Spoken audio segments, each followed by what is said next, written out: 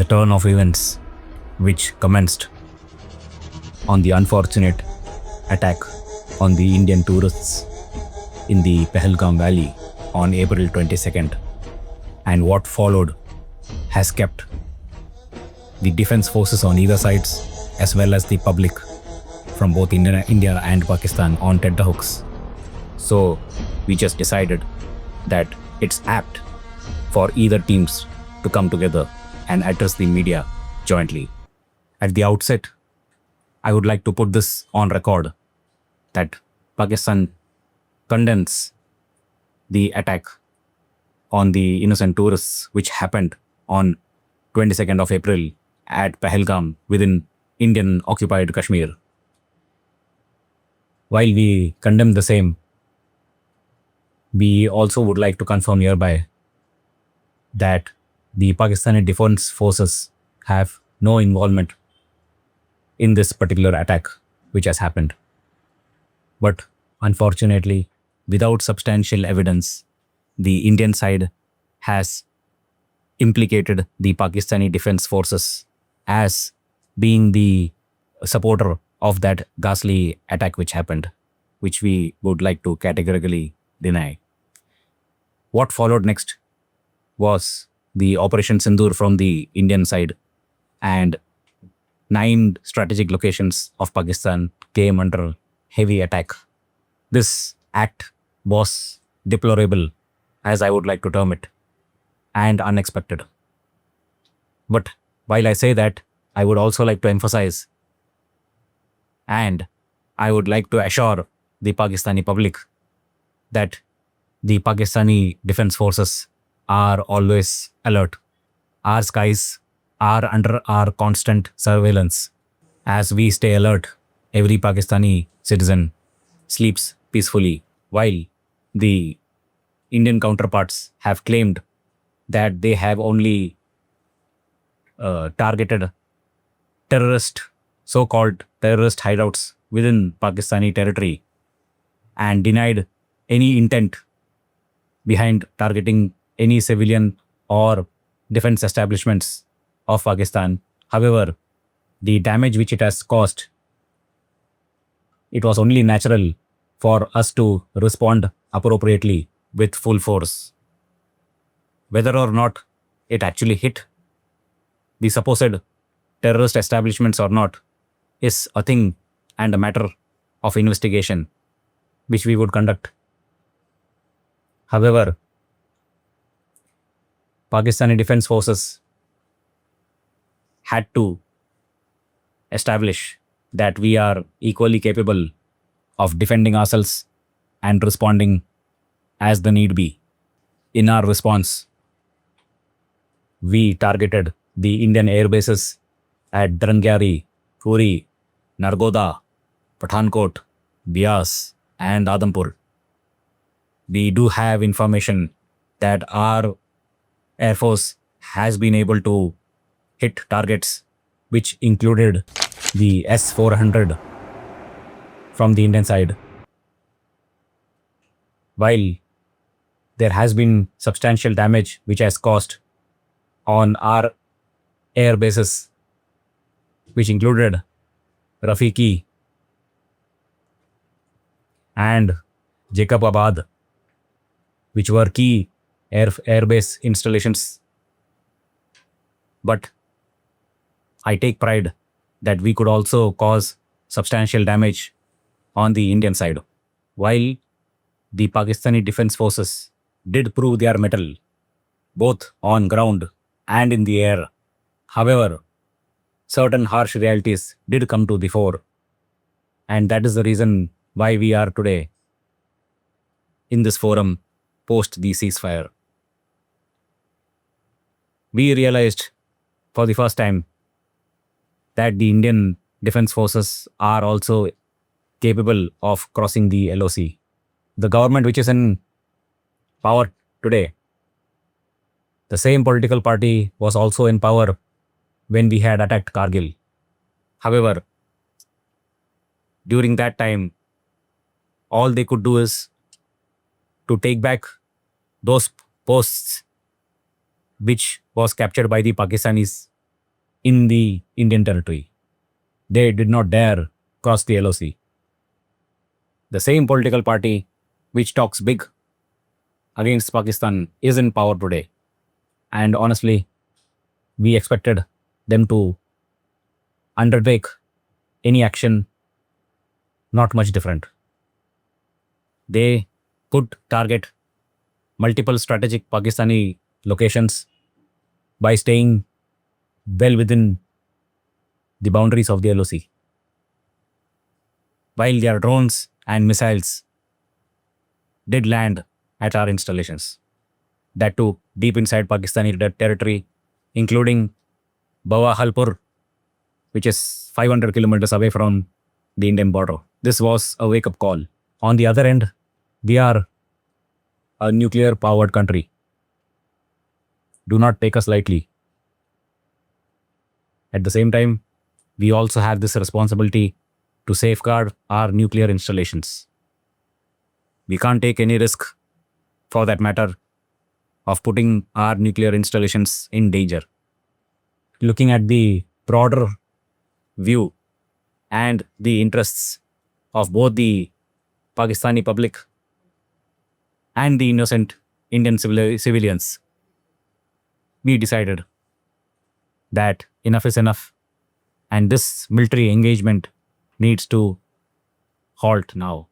And owing to this intent, we decided to engage with other responsible world powers and get them to mediate a ceasefire in this case, which eventually led to us making a call to our Indian counterparts. And in the interests of either sides, we decided we should go in for a ceasefire.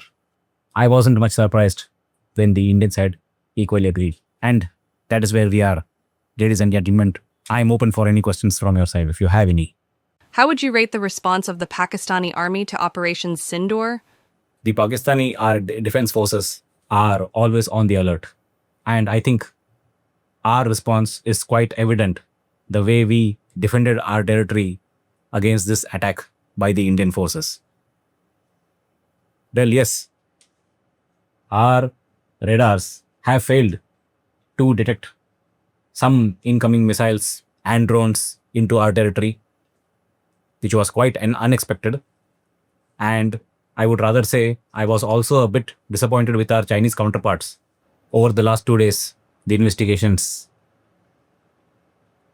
have highlighted that the radars which were in use already by the Chinese and were sent back to the operational team for maintenance are the ones which were sold to us.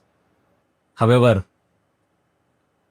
we haven't lost our trust in our Chinese brothers, and we assure the Pakistani public that we are always prepared to respond appropriately to any Indian onslaught. Were you afraid of the Indian onslaught, which made you to request for a ceasefire? Well, we are never afraid. The Pakistani army is never afraid. We are a responsible army. Even in 1971, when we did sign the ceasefire and the surrender papers, it was not because the Pakistan army was afraid.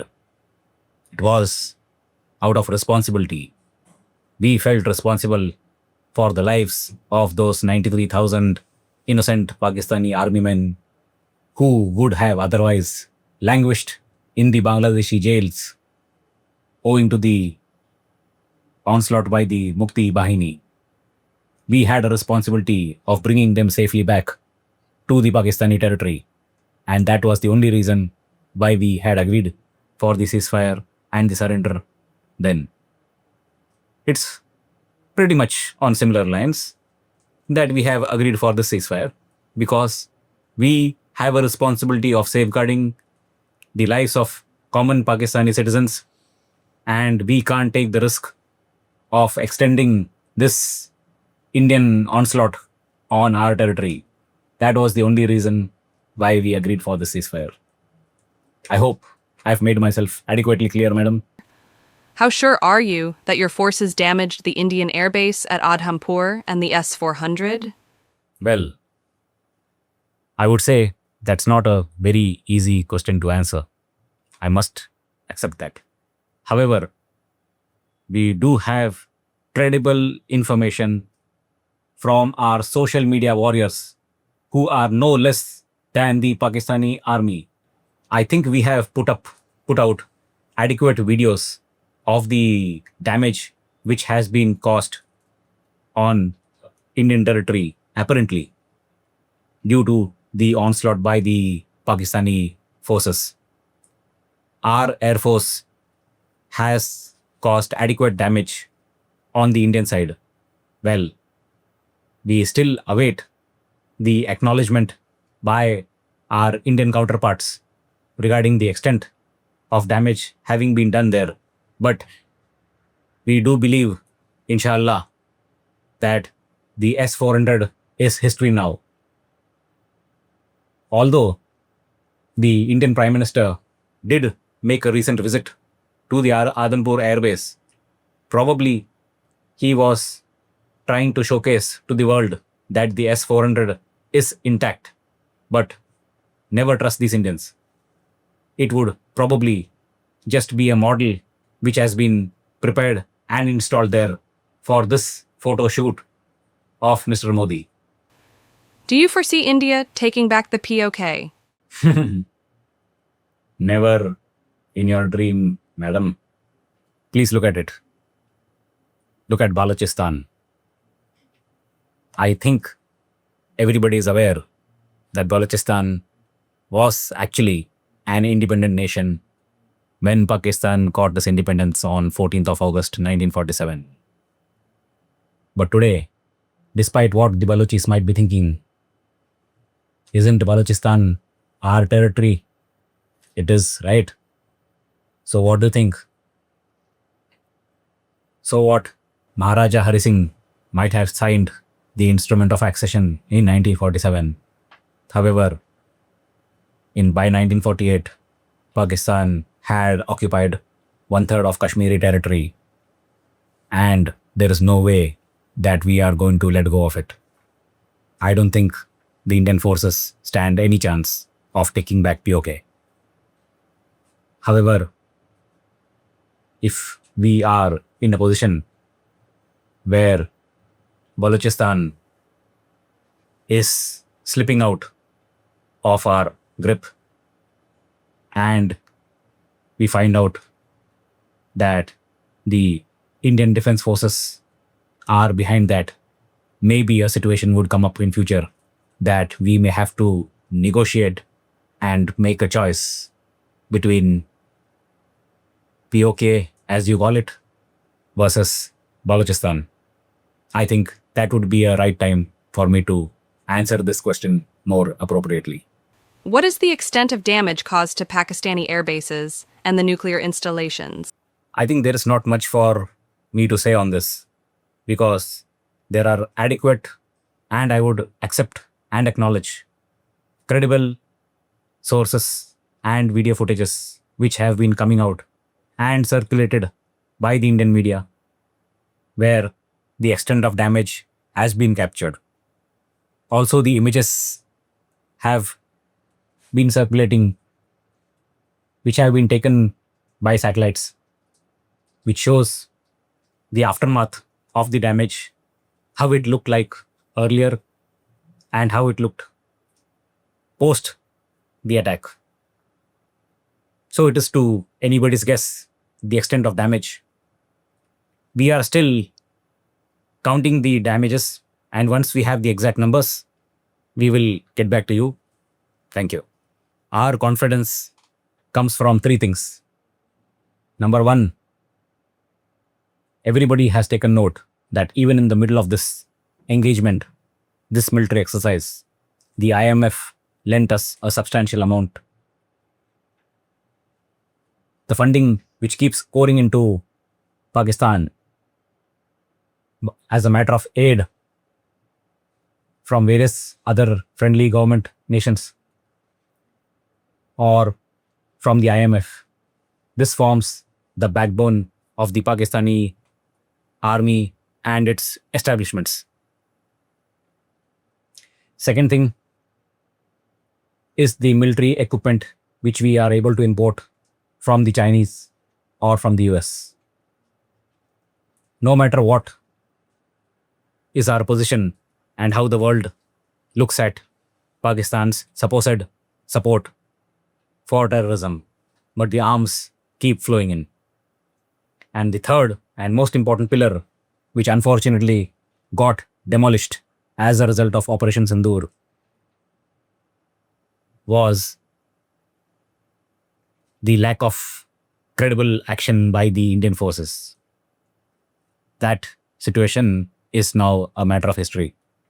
We have to be now extremely vigilant, not just at the border posts, but deep within Indian territory.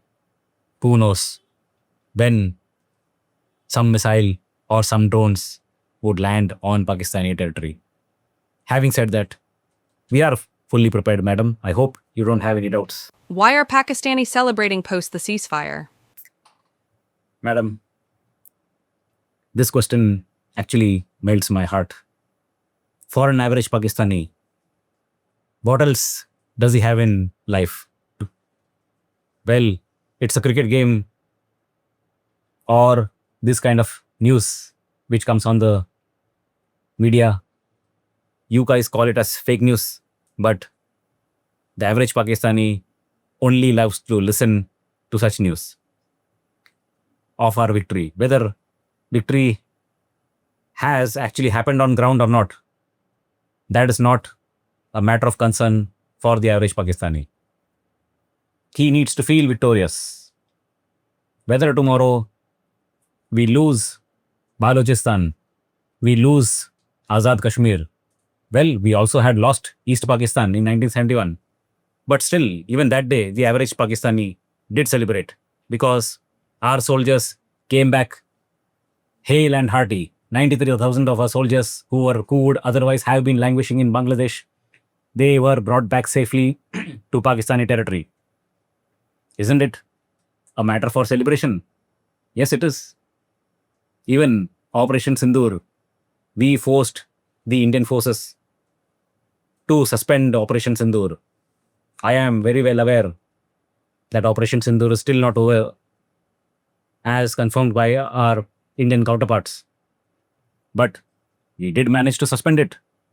That is definitely a cause for victory celebrations in Pakistan. Please, kindly don't interfere in our internal matters this way. Let the average Pakistani celebrate.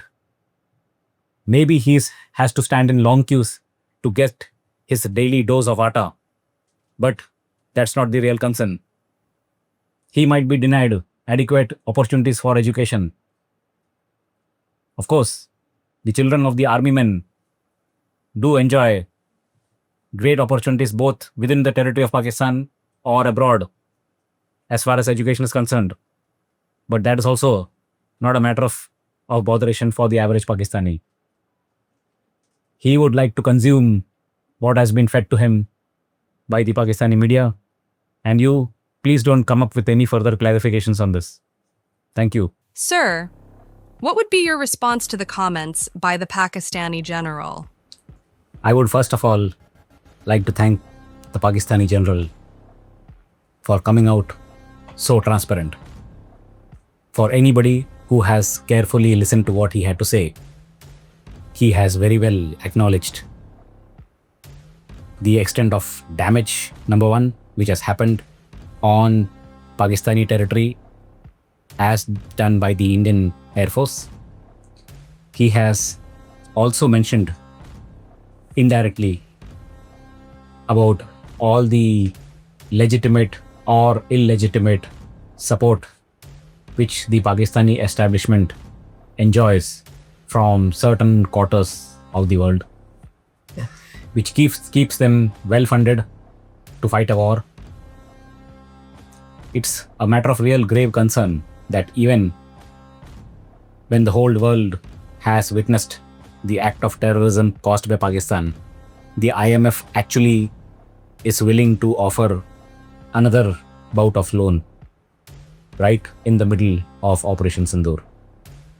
What message does this convey to not just Pakistan or India, but to the other parts of the world where terrorism could be raising its ugly head? The Western world, especially, which has been talking big in terms of democracy and human values, this was your opportunity to display it and come clean. But sadly, I would like to say you have disappointed. This is not the example which you are supposed to set. As responsible permanent members of the Security Council, China and US should have played a rather much more pragmatic role in the events which led up to this ceasefire situation. Rather than trying to grab credit for bringing about a ceasefire, they should have shown more pragmatism in addressing the root cause of terrorism. If you are going to keep on funding and arming such elements with aid, money, and armaments, what message are you passing on to the next generation of Americans and Chinese? This is actually the real concern. Pakistan is just an outcrop of this very attitude. The West enjoyed the pound of flesh in the days of colonization. And now, until this day, I don't think much has changed. I hope we are looking at the root cause of the problem. I hope that the Indian political discourse will keep trying to bring about a solution in this direction. Very soon, we will be having a joint address at the United Nations. I'm sure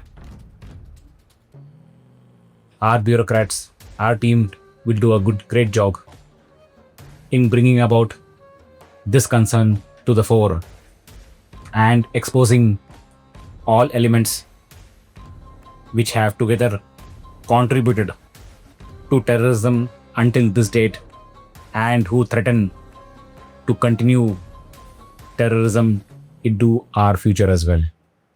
Thank you.